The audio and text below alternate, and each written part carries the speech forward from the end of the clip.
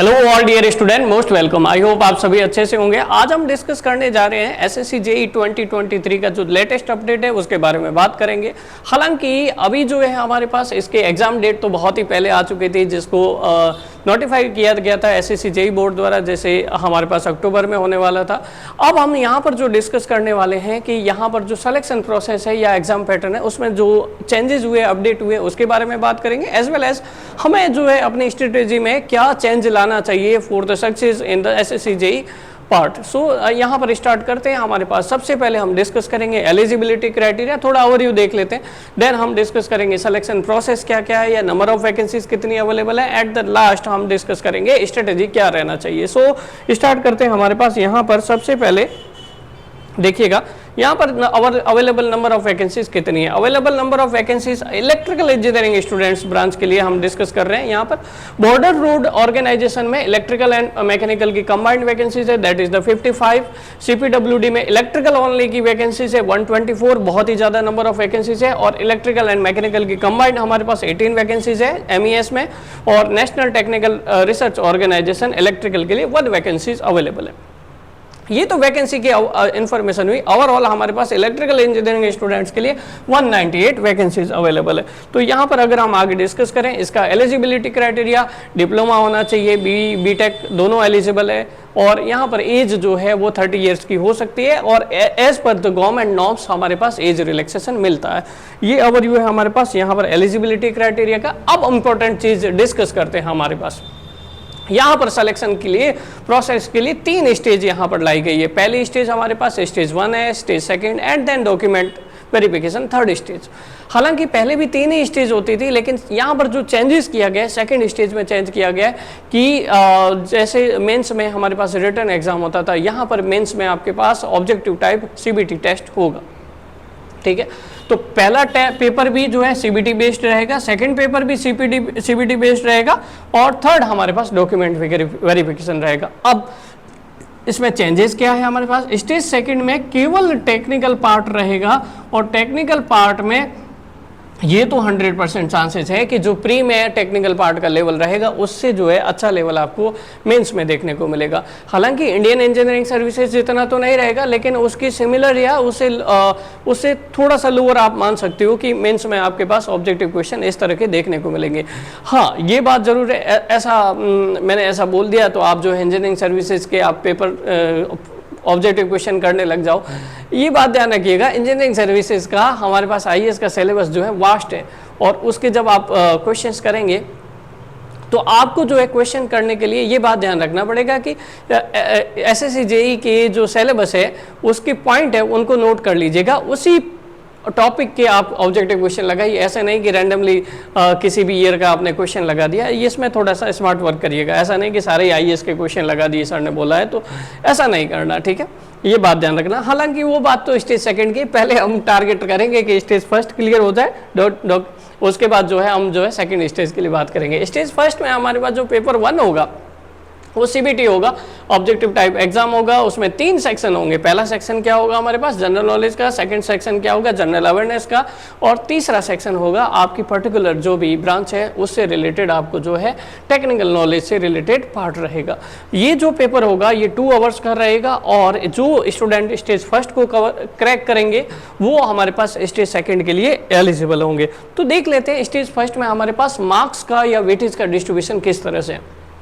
Stage 1 में हमारे पास जो 3 सेक्शन है, पहला सेक्शन 50 क्वेश्चन 50 मार्क्स के, सेकंड सेक्शन 50 क्वेश्चन 50 मार्क्स के, थर्ड सेक्शन 100 क्वेश्चन 100 मार्क्स के। अब यहाँ पर एक बात ध्यान दीजिए जरा प्लीज, टाइम लिमिट कितना है, 2 आवर्स 120 मिनट्स। 120 मिनट्स में कितने क्वेश्चन करने, 200 क्वेश्चंस करने। ये तो बहुत ही सीधी सी समझी सी बात है कि आपके पास हर एक क्वेश्चन करने के लिए 1 मिनट से भी कम टाइम लग रहा है। और तो इसका आपको जो है प्रिपरेशन किस तरह से करना है, जब आप प्रिपरेशन कर रहे हैं और 2 महीने का आपके पास टाइम है, जुलाई तो गया ही गया, अगस्त सितंबर और अक्टूबर में तो एग्जाम है, 9th 10th और हमारे पास 12th है या 11th है, तब हमारे पास जो है इसके एग्जाम भी है। तो आपको ये सोचना है कि हमारे पास यहाँ पर 2 मंथ है, मतलब 60 डेज है। 60 डेज में हमारे पास किस तरह से इस प्री लेवल की प्रिपरेशन की जाए। प्री लेवल की प्रिपरेशन हमारे पास किस तरह से की जाए, तो इसको आप जो है 3 पार्ट में डिवाइड कर सकते हो। इसको आप जो है आप इस तरह से डिवाइड कर सकते हो, जैसे स्टार्टिंग के जो 40 डेज है उसको आप जो है अच्छे से जो आपका सिलेबस है टेक्निकल पार्ट और नॉन टेक्निकल पार्ट, उन दोनों को पैरेलल लेके चलिए और पैरेलल ही प्रिपेयर करिएगा। हालांकि टेक्निकल पार्ट को आप जो है और नॉन टेक्निकल पार्ट को इक्वल टाइम दीजिएगा, क्योंकि 100 मार्क्स ये भी मैटर करते हैं और ये 100 मार्क्स ये भी मैटर करते हैं। उसके बाद अगले जो आपके पास 10 डेज है उसमें सेकेंड टाइम रिविजन होना चाहिए और अगले 10 डेज जो है आपके पास थर्ड टाइम रिविजन होना चाहिए। इस अगले 10 डेज में आपके पास थर्ड टाइम रिवीजन के साथ साथ टेस्ट सीरीज भी आपको देखनी है। टेस्ट सीरीज में ऐसा नहीं है कि केवल आपने एक टेस्ट दे दिया, कम से कम आप जो है 40 to 50 टेस्ट आप जरूर दीजिए। ऐसा नहीं कि 1-2 टेस्ट दे दिए उससे काम चल जाएगा, बिल्कुल ही नहीं चलेगा। अगर मैं आपको बोल दूं सिलेक्शन नहीं होगा तो भले आप बुरा मानो, लेकिन टेस्ट सीरीज बहुत जरूरी रहता है, ठीक है। अब हमारे पास एक बात और ध्यान देनी है कि 40 डेज का हमने जो तैयार किया उसको 10 डेज में रिवीजन करना it is a difficult task. कैसे किया जाए, तो इसके लिए एक बात ध्यान रखिएगा, एसएससी जेईई का सिलेबस इतना वास्ट नहीं है जितना दूसरे एग्जाम का रहता है। इसके लिए स्मार्ट वर्क की जरूरत है और आपको जो है डेली बेस्ड पे जो भी technical part non technical part आप प्रिपेयर करते हैं उसमें एक काम करिएगा। आप जैसे ही जो भी सब्जेक्ट हो जाए, सबसे पहले इलेक्ट्रिकल सर्किट का कुछ बेसिक्स है, देन एसी फंडामेंटल्स है, देन मेजरमेंट एंड इंस्ट्रूमेंटेशन, उसमें भी सेलेक्टिव पार्ट है, पावर मेजरमेंट का है, फ्रीक्वेंसी एंड फेज मेजरमेंट का है। तो ओवरऑल हम इसको सिलेबस को भी देखेंगे। मेरे कहने का मतलब ये है कि आपके पास जो भी पार्ट आप कंप्लीट करते जाएं उस पार्ट को पैरेलल हर तीसरे चौथे दिन या फिर डेली में 1 घंटा ऐसा रख लीजिए जिसमें प्रीवियस पार्ट का आप रिविजन करेंगे डेली बेस पे। तो इससे क्या होगा, आपका रिवीजन अच्छा हो जाएगा और एट लास्ट जब आप सेकंड टाइम रिवीजन के लिए अच्छे जाओगे ना 10 डेज के लिए, तब आपके पास जो है बहुत ही अच्छा कॉन्फिडेंस डेवलप हो जाएगा, ठीक है। ये बात ध्यान रखिएगा, टेक्निकल और नॉन टेक्निकल को दोनों को साथ लेके चलना है। साथ ही साथ जो है डेली 1 आवर डेडिकेट करना है रिवीजन के लिए और 1 घंटा आपको और एक्स्ट्रा रखना है। किसके लिए? 1 आवर एक्स्ट्रा आपको रखना है टाइमर बेस्ड के लिए। क्यों? क्योंकि आपको जो है 120 मिनट में 200 क्वेश्चन करने, लेस देन 1 मिनट का टाइम मिल रहा है। तो आपको ये बात ध्यान रखनी है कि हमारे पास यहाँ पर जो है टाइमर लगा के आप चेक करिए 1 आवर में या 2 आवर में कि 60 मिनट में आप जो है कम से कम जो है यहाँ पर 100 क्वेश्चंस कर पा रहे हैं कि नहीं कर पा रहे। अगर 60 मिनट में आप जो है 110 120 क्वेश्चन कर लेते हैं, इसका मतलब ये है कि आप जो है एग्जाम प्रेशर को हैंडल करते हुए मेन एग्जाम में अच्छा परफॉर्म करेंगे। ये टारगेट होना चाहिए, ठीक है। इस तरह से प्रिपरेशन को आप डिवाइड करिएगा। मेरे कहने का मतलब समझिए, हमने जो है पूरे टाइम ड्यूरेशन को डिवाइड कर दिया, उसके बाद हर टाइम ड्यूरेशन में कैसे करना है मैं थोड़ा सा आपको ओवरव्यू दे रहा हूँ कि कैसे प्रिपेयर करना है, ठीक है। बाकी after all you are an engineering student, आप सभी समझदार है। यहाँ पर आप आगे बात करते हैं स्टेज सेकेंड की। स्टेज सेकंड में हमारे पास पेपर 2 रहेगा। पेपर 2 में पेपर 1 में जो कट ऑफ क्लियर करके आएंगे वो पेपर 2 दे पाएंगे, ऑब्वियस सी बात है। ये भी सीबीटी बेस्ड रहेगा। इसमें हमारे पास एक और बढ़िया बात है कि कैलकुलेटर अलाउ होगा। कैलकुलेटर अलाउ होगा ना तो आप मतलब सिविल इंजीनियरिंग ब्रांच वाले जिनके लिए सीट वगैरह होती है, लॉग सीट्स वगैरह, ये भी लेके जा सकते हैं आप। कैलकुलेटर भी अलाउ है, सब कुछ लेके जा सकते हैं, है ना, बस बुक्स को छोड़ के, ठीक है। तो एक बात तो सिंपल सी है कि आपके पास वहाँ पर सेकंड स्टेज में पेपर लेवल जो है वो प्री से अच्छा रहेगा, अच्छा पेपर लेवल रहने वाला है, ठीक है। ईएससी के क्वेश्चन मैंने आपको सजेस्ट किया है, ये पेपर सेकंड स्टेज के लिए आप कर सकते हैं, लेकिन उसमें भी आपको ध्यान रखना है कि सिलेबस के जो टॉपिक है वही ईएससी के क्वेश्चन करिएगा टॉपिक वाइज। ऐसा नहीं सारे पेपर लगा दे लो ईएससी के, ठीक है, फिर तो वो एक ऐसे मतलब अंधेरे में तीर चलाने वाली जैसी बात हो जाएगी, वैसा मत करना। और इसमें नेगेटिव मार्किंग भी रहेगी 1/3। तो ओवरऑल आपके पास 2 चीज़ें ज़रूरी हो जाती है, स्पीड प्लस एक्यूरेसी। और मैं हमेशा बोलता हूँ कि किसी भी एग्जाम में सिलेक्शन के लिए सबसे इंपॉर्टेंट चीज़ होती है स्पीड प्लस एक्यूरेसी। आप अगर ये ऑब्टेन कर लेते हैं तो आप किसी भी एग्जाम में सक्सेस पा सकते हैं, ठीक है। तो ये पेपर 2 का हमारे पास ओवरव्यू है, ठीक है। ओवरव्यू हमारे पास ये रहेगा। इसमें आप मार्क्स का वेटेज कैसा रहेगा देखो जरा प्लीज। 100 क्वेश्चंस करने हैं, 100 क्वेश्चंस है आपके पास, 300 मार्क्स के रहेंगे। मतलब हर एक क्वेश्चन का जो है आपके पास 3 मार्क्स रहेगा, नेगेटिव मार्क 1 मार्क्स रहेगा। 100 क्वेश्चन करने 2 आवर्स में, मतलब 120 मिनट में 100 क्वेश्चंस करने। As it is same ESC level का रहने वाला है। ईएसए में भी कुछ इस तरह से ही हमारे पास सेम लगभग इस तरह से 120 मिनट में 120 क्वेश्चन करने होते हैं। यहाँ पर आपको 100 क्वेश्चंस करने हैं, ठीक है। आप जो टॉपिक वाइज है ईएसए के क्वेश्चन उठाइएगा, उसको लगाने हैं आपको, ठीक है। सेकंड स्टेज के लिए आगे हमारे पास बढ़ते हैं। यहाँ पर हम ये पहले भी डिस्कस कर चुके हैं कि प्री के लिए हमारे पास किस सब्जेक्ट में कितना वेटेज रहा है। लास्ट 2020 को मैं वापस इसको रिवाइज कर देता हूँ।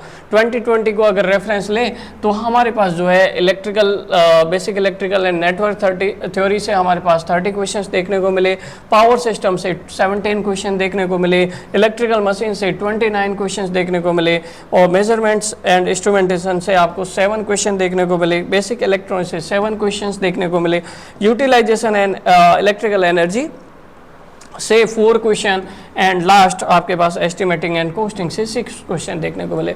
आप यहाँ पर समझिएगा, एक बहुत इंपॉर्टेंट बात है कि आप ज़्यादा से ज़्यादा स्कोर इन 3 पार्ट से कर सकते हैं। ऑब्वियसली इलेक्ट्रिकल मशीन और पावर सिस्टम के क्वेश्चंस हमने आरएसबी और महाट्रांसको के लिए तो कल से स्टार्ट कर भी दिए हैं, तो वहाँ से भी आपको काफ़ी बेनिफिट मिलने वाला है। उन क्वेश्चंस को भी जो आईबीपीएस पैटर्न के बेस पे हम कर रहे हैं, उनसे भी आपको काफ़ी हेल्प मिलेगा जो लाइव एमसीक्यू क्लासेस हम डालते हैं, ठीक है। तो ये 3 पार्ट तो आपको बहुत अच्छे से करने ही है। ऐसा नहीं कि बाकी पार्ट छोड़ दोगे, बाकी पार्ट भी सिस्टमेटिकली आप जो है क्योंकि कंपटीशन एग्जाम है, उसमें हर एक मार्क्स की वैल्यू रहती है, तो आपको जो है बाकी भी पार्ट्स करने हैं, लेकिन अभी मेजर पार्ट पे आप इसको टाइम दे सकते हैं ज़्यादा से। जैसे मान लीजिए 25 से 27 दिन आपने इसको दे दिया आउट ऑफ 40 डेज, और बाकी के लिए आप जो है इतना टाइम 10-12 दिन का टाइम इसमें डिस्ट्रीब्यूट कर सकते हैं, ठीक है। आगे देखते हैं हमारे पास नेक्स्ट यहाँ पर जो है ये हमारे पास वेटेज एनालिसिस है, इसका आप स्क्रीनशॉट ले सकते हैं। वेटेज एनालिसिस हमारे पास जो रहेगा, यहाँ पर हमारे पास डिफरेंट पार्ट है कि जनरल अवेयरनेस या फिर हमारे पास रीजनिंग वाले पार्ट से जो रहते हैं, ये जो पार्ट है उसमें किस तरह से हमारे पास क्वेश्चंस पूछे जाते हैं अलग अलग टॉपिक वाइज, जैसे ब्लड रिलेशन है, डायरेक्शन सेंस है, सेटिंग अरेंजमेंट है, तो ये आप एक बार देखिएगा। और इसकी भी प्रैक्टिस आपको डेली बेसिस पे करनी है, पहले ही बता दिया आपको। टेक्निकल और नॉन टेक्निकल को स्टेज फर्स्ट के लिए आपको इक्वल टाइम डिनोट करना है। इसका भी आप स्क्रीनशॉट लीजिएगा, आपके लिए ज़्यादा जरूरी हो जाता है। Current affair as well as general science, इस पर ज़्यादा फोकस करिएगा, ठीक है। नेक्स्ट आगे हमारे पास देखते हैं, ये 2021 के बारे में हमारे पास है, पेपर का लेवल है।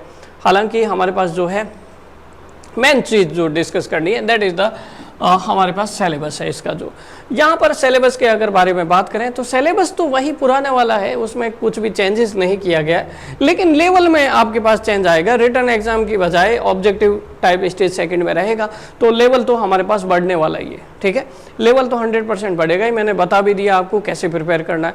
हाँ, एक बात और है, एक बात ध्यान रखिएगा, ऐसे स्टूडेंट जो काफ़ी टाइम से प्रिपेयर करते हुए आए, 1 साल से 2 साल से 3 साल से, उनके लिए एक बहुत ही इम्पोर्टेंट न्यूज़ है कि हमारे पास, आप इस वीडियो के डिस्क्रिप्शन में जाइएगा, वहाँ पे ऐप लिंक है, वहाँ से ऐप डाउनलोड करिए, और वहाँ पर जो है एमसीक्यू क्लासेस है वो आपके पास अवेलेबल है। अराउंड 1500 का कोर्स है, उसको आप ज्वाइन ज़रूर करिए। वहाँ पर हमारे पास जो है लगभग 2500 से 3000-4000 तक क्वेश्चन है, वो स्पेशली हमने प्रिपेयर किए हुए हैं इसके लिए, एमसीक्यू के लिए, स्टेज फर्स्ट के लिए। तो अगर आप उन सारे क्वेश्चंस को कर लेते हैं तो आपको कोई चिंता की बात नहीं रहती है कि प्रैक्टिस क्वेश्चन आपको किसी बुक को देखने की जरूरत नहीं है, वो सारे क्वेश्चन कर लीजिए सिंपली, अगर आपने पहले से प्रिपरेशन कर रखा है एसएससी जेईई के लिए, ठीक है। लेकिन अगर पहले से प्रिपरेशन नहीं कर रखा है तो आप डिटेल कोर्स की तरफ भी जा सकते हो, जो अराउंड हमारे पास जो है एप्लीकेशन में देखिएगा आपको अवेलेबल मिल जाएगा, ठीक है। वहाँ पर आपके पास डिटेल कोर्स के लिए आप प्रेफर कर सकते हैं। तो it is on your choice कि आप कौन सा कोर्स अवेलेबल या प्रेफर करते हैं। तो अभी यहाँ पर हमारे पास बात करते हैं सिलेबस के बारे में। सिलेबस के बारे में ये हमारे पास पार्ट है, ओवरऑल हमने एनालिसिस भी देखा था। यहाँ पर एनालिसिस में जो फर्स्ट पार्ट है, एंड फर्स्ट पार्ट में हमारे पास वेटेज जो रहता है, उसका वेटेज हमारे पास कितना था, 30 क्वेश्चन जो है इस फर्स्ट पार्ट से रहेंगे, फिर 17 और फिर 19 क्वेश्चन। तो देखिएगा ज़रा प्लीज़, यहाँ पर हमारे पास फर्स्ट पार्ट से इतने क्वेश्चंस रहने वाले हैं, 30 क्वेश्चन अराउंड रहने वाले, तो ये कोई टफ टास्क नहीं है। इसमें बस आपको ध्यान रहेगा आप कमज़ोर कहाँ पढ़ते हैं। कमज़ोर आप यहाँ पर पढ़ सकते हैं, स्ट्रेट सर्कुलर सोलेनॉइड, ये जो EMFT का पार्ट आ जाता है थोड़ा सा, इसको भी आप थोड़ा सा ध्यान दीजिएगा, अलग से आपको इसको फोकस करने की जरूरत है। बाकी वेरी इजी पार्ट है, क्योंकि हमारे पास जो है यहाँ पर बेसिक टर्मिनोलॉजी है, किरचॉफ लॉ है, AC फंडामेंटल, AC आपके पास स्टार डेल्टा, RLC नेटवर्क, इसके बारे में क्वेश्चन है। और ये बेसिक इलेक्ट्रिकल मशीन का स्टार्टिंग का जो लेक्चर रहता है सेल्फ और म्यूचुअल इंडक्शन के बारे में दिया हुआ है। उसके बाद हमारे पास ये सेकंड पार्ट है मेजरमेंट एंड इंस्ट्रूमेंटेशन, इसमें से 7 मार्क्स के क्वेश्चंस हमारे पास रहे, पिछली बार 7 क्वेश्चंस रहे, और यहाँ पर जो है हमारे पास इलेक्ट्रिकल मशीन में सबसे ज़्यादा क्वेश्चंस रहे, क्योंकि इलेक्ट्रिकल मशीन में बहुत अच्छा सिलेबस दिया हुआ है ना। आपको इलेक्ट्रिकल मशीन पे फोकस करना है, DC मशीन पूरा आ जाता है, single phase and 3 phase transformer दोनों आ जाते हैं, 3 phase induction motor as well as fractional special machine, fraction kilowatt motors, that is special machine भी आ जाती है, और सिंक्रोनस मशीन का भी पार्ट कवर होता है। तो इसके लगभग आपके पास 30 क्वेश्चंस देखने को मिलते हैं, और स्टेज 1 में आपको कंपैरेटिवली इजी क्वेश्चंस देखने को मिलेंगे, जो आपके पास पिछले साल प्री हो रहा है उसी लेवल के क्वेश्चंस देखने को मिलेंगे। पावर सिस्टम में आपको लगभग एनालिसिस बेसिस में हमने देखा है कि 17 क्वेश्चंस आपको देखने को मिल रहे हैं, और इसका सिलेबस भी आपको जो है ज़्यादा फोकस करना है। That is the generation part भी है, ट्रांसमिशन भी है, डिस्ट्रीब्यूशन पार्ट भी है, जनरेशन के वेरियस पावर स्टेशन के बारे में, और as well as important terminology, इसके बारे में बहुत ज़्यादा क्वेश्चंस बनते हैं। Diversity factor, demand factor, load factor, इन सभी के बारे में आपको ध्यान देना है, ठीक है। वेरियस टाइप के fault, symmetrical, unsymmetrical fault, single line to ground fault, double line fault, double line to ground fault, इसके बारे में भी क्वेश्चंस देखने को मिलेंगे। जो हमने क्वेश्चंस प्रिपेयर किए हैं हिंदी इंग्लिश दोनों में अवेलेबल रहेंगे। जो डिप्लोमा के स्टूडेंट है वो हिंदी में देख सकते हैं, और जो BTech के स्टूडेंट्स हैं वो इंग्लिश में देख सकते हैं। ऑलरेडी MCQ क्लासेस अवेलेबल है, प्रैक्टिस क्वेश्चंस भी उसमें अवेलेबल करवाए हुए हैं, ठीक है। आगे हमारे पास देखिएगा केबल्स के बारे में हमारे पास पार्ट है, that is the estimating and costing, इनका वेटेज बहुत कम रहता है। Utilisation of electrical power and basic electronics में आपको बहुत ही कम देखना है, that is the PN junction diode, transistor, NPN PNP के बारे में, BJT that is the BJT हो गया, और FET के बारे में, JFET के बारे में आपको देखना है। बहुत शॉर्ट सा पार्ट है, इसमें बेसिक डिवाइसेस के बारे में देखिए, इन सब के कंपैरिजन के बारे में देखिए, और सिंपल सर्किट आप इनसे जो बनाते हैं इन डिवाइसेस से, उसके बारे में डिस्कस करना है या फिर प्रिपेयर करना है। तो ये है ओवरऑल आपके पास यहाँ पर हमने जो है सिलेबस को डिस्कस किया टेक्निकल पार्ट के। अब यहाँ पर जो है इंपॉर्टेंट डेट्स क्या रहने वाली है, 26 जुलाई 2023 को नोटिफिकेशन रिलीज हो गया है।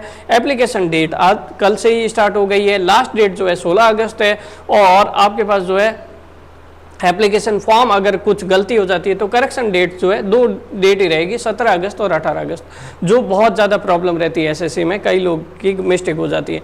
और एडमिट कार्ड आपके पास जो है टू बी नोटिफाइड 10-15 दिन पहले, 20 दिन पहले आ जाएगा, और एग्ज़ाम डेट पहले से ही इन्होंने दे दी थी, दैट इज़ द 9, 10 और 11 अक्टूबर को आपका एग्ज़ाम होगा। तो बहुत ही सिस्टमेटिकली अच्छे से आपके पास जो है यहाँ पर पहले से मेंशन है कि इस तारीख को एग्ज़ाम होगा, तो you have to prepare about that, ठीक है। और एट लास्ट आपको कोई भी इस वीडियो से कुछ क्वेरी है तो कमेंट करके पूछिएगा, हाँ we are always ready to help you. और बाकी आपको और भी कोई हेल्प चाहिए किसी भी एग्ज़ाम के regarding, we are always prepared. Till then thank you so much, फिर मिलेंगे।